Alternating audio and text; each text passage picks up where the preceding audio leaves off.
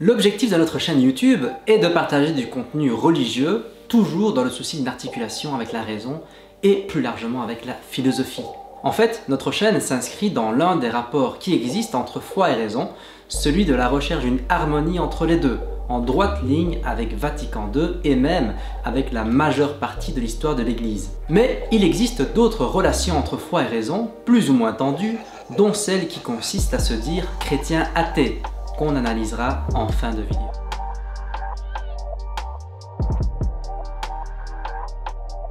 Le premier rapport, celui de notre chaîne, peut être résumé par la formule d'introduction de l'encyclique Fides et Ratio du pape Jean-Paul II. La foi et la raison sont comme les deux ailes qui permettent à l'esprit humain de s'élever vers la contemplation de la vérité. Pour qu'il y ait une harmonie, il ne doit pas y avoir de confusion. La foi et la raison relèvent de deux types de connaissances bien distinctes. Traditionnellement, la foi est associée à la volonté, à un libre assentiment au témoignage divin, et à une connaissance surnaturelle qui nous est révélée. Tandis que la raison se développe à partir de notre seule intelligence. C'est typiquement notre capacité de découvrir des vérités profondes sur l'homme, sur le monde et même sur Dieu à l'aide de la raison. C'est seulement avec les deux que l'on peut connaître tout cela de manière adéquate. La Bible d'ailleurs regorge d'exemples nombreux dans lesquels la raison de l'homme est valorisée, mais peut vite tourner à l'orgueil si l'homme pense pouvoir se suffire à lui-même sans la foi en Dieu.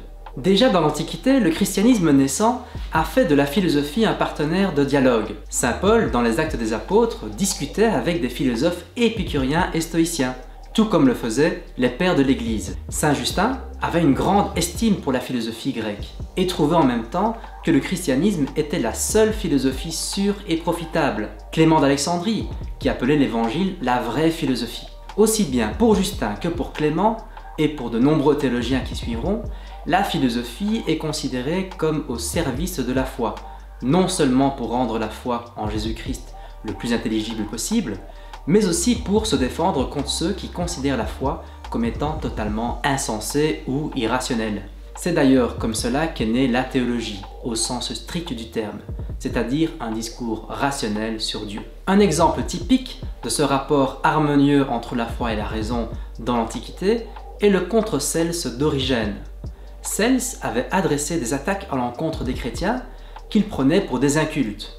En fait, Cels ne comprenait absolument pas, et ça se comprend, comment on peut croire à un Dieu crucifié. Les premières théologies chrétiennes consistent précisément à répondre à ce genre de critiques et à formuler de la manière la plus intelligible possible la foi des chrétiens. D'ailleurs, théologie est un mot qui était utilisé aussi bien par Platon qu'Aristote, qui lui a gagné au fil des siècles le statut de philosophe par excellence. Il considérait la théologie comme étant la plus haute et la plus noble de la philosophie théorique. Mais il ne faut pas s'y méprendre. Comme je le disais au départ, philosophie et théologie, ou raison et foi, ne se confondent pas pour autant. Saint Augustin, pour la profondeur de sa pensée et pour avoir réalisé une synthèse sans confusion entre les deux, est certainement l'un des penseurs de l'Église les plus remarquables. Sur ce rapport harmonieux entre foi et raison, il faut citer aussi saint Anselme de Cantorbéry, qui dit quelque chose de très beau dans son Proslogion. « Je n'essaye point, ô mon Dieu, de sonder les profondeurs mystérieuses de votre nature. Mon intelligence bornée ne peut mesurer l'immensité de vos perfections, mais je désire comprendre, autant qu'il est en moi, les saintes vérités que mon cœur aime et que ma foi reconnaît en vous. Je ne cherche à comprendre afin de croire, je crois afin de comprendre. Je ne puis avoir l'intelligence qu'à condition d'avoir d'abord la foi. » Enfin, une autre figure incontournable de ce rapport harmonieux est sans conteste saint Thomas d'Aquin, qui avait coutume de dire que la lumière de la raison et celle de la foi viennent toutes deux de Dieu. C'est pourquoi elles ne peuvent se contredire. Alors venons-en maintenant à l'autre rapport entre foi et raison, un rapport un peu plus tendu. La plupart des historiens de la philosophie situent cette scission entre foi et raison avec l'autonomisation de la raison à l'époque moderne, époque dans laquelle commence véritablement une disharmonie entre foi et raison.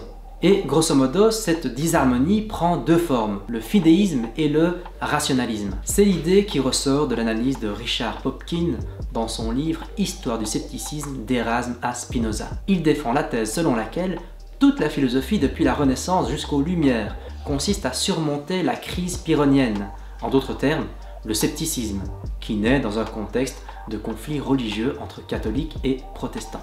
Toujours d'après l'analyse de Richard Popkin, aussi bien le fidéisme, qui rejette la raison au nom de la foi, que le rationalisme, qui semble ne pas faire beaucoup de place à la foi au nom de la raison, sont deux attitudes qui proviennent de ce scepticisme moderne. L'idée du fidéisme, que l'on retrouve dans l'Apologie de Raymond Sebond de Montaigne, peut se résumer comme ceci. Puisque tout n'était que doute, il convenait d'accepter le christianisme sur la seule base de la foi. Cette citation résume à merveille l'attitude du fidéiste qui rejette la raison au nom de la foi. L'autre forme de cette disharmonie entre foi et raison est ce qu'on peut appeler le rationalisme. Et si on veut être précis, il faudrait plutôt parler de rationalisme matérialiste et ou athée. Dans les manuels scolaires, c'est René Descartes qui est présenté comme le point de départ de la philosophie moderne, avec ce qui la caractérise le plus, à savoir une autonomisation de la raison par rapport à la foi.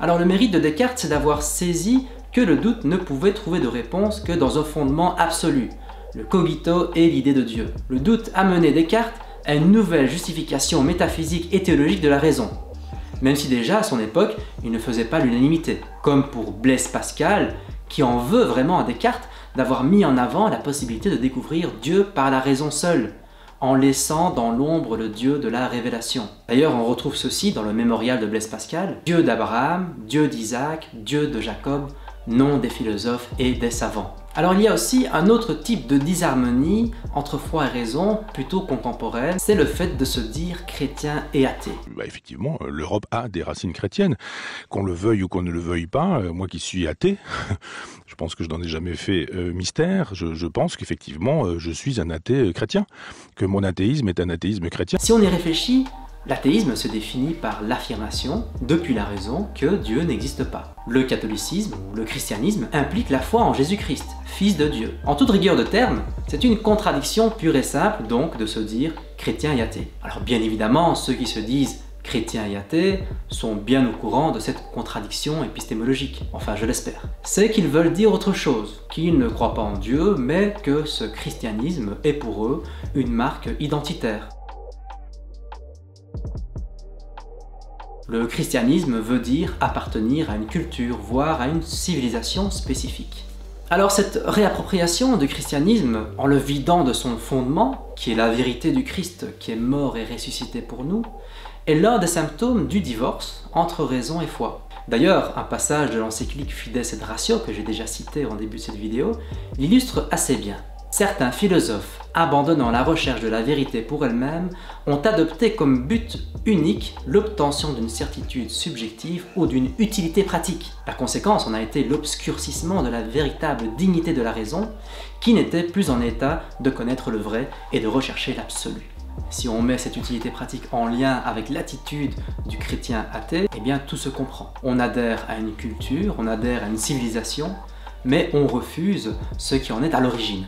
Alors une autre version de cet athéisme chrétien, c'est de penser qu'il n'est pas nécessaire que Dieu existe pour croire en lui. La nuance ici, c'est que l'athée croit tout de même en Dieu, mais en un Dieu qui n'existe pas. L'essentiel serait dans ce qu'on vit et non dans ce qu'on sait. Le Poitevin qualifie cette position de fictionnalisme. Pour l'athée chrétien, Dieu est une fiction, au même titre qu'un personnage édifiant d'un film marquant que vous aurez vu au cinéma. Donc clairement, en toute rigueur de terme, se dire chrétien athée ne tient pas debout pour peu qu'on s'intéresse à l'origine de la culture et de la civilisation chrétienne, qui est la foi en Dieu. Pour moi, cette question est un incontournable, sinon on fait de la quête de la vérité un petit passe-temps philosophique. C.S. Lewis a d'ailleurs très bien compris ceci, et il le dit dans Les fondements du christianisme. Je cherche ici à empêcher quiconque de prononcer cette phrase vraiment insensée, qu'on avance souvent au sujet de Jésus. Je suis prêt à voir en Jésus un éminent maître de morale,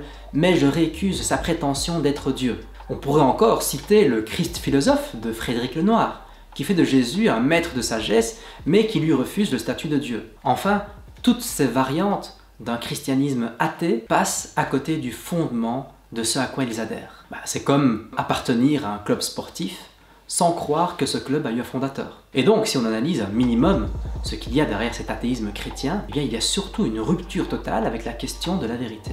C'est typiquement la marque d'une attitude, parfois philosophique, qui vit de la mort de Dieu. Et je partage l'intuition du philosophe chrétien Jean-Luc Marion, lorsqu'il évoque aujourd'hui une crise de la raison bien plus qu'une crise de la foi. Dieu est présent, mais sous forme d'absence. La raison est que pour lui, nous ne nous posons plus de questions métaphysiques au sens du pourquoi quelque chose plutôt que rien. Et donc, le chrétien athée devrait réellement se demander pourquoi il adhère à la culture chrétienne. Pourquoi, chose étrange, il croit en un Dieu qui n'existe pas. Pourquoi il croit sans avoir la foi. Je voulais improviser un petit peu, mais il faut que je la place quand même celle-là.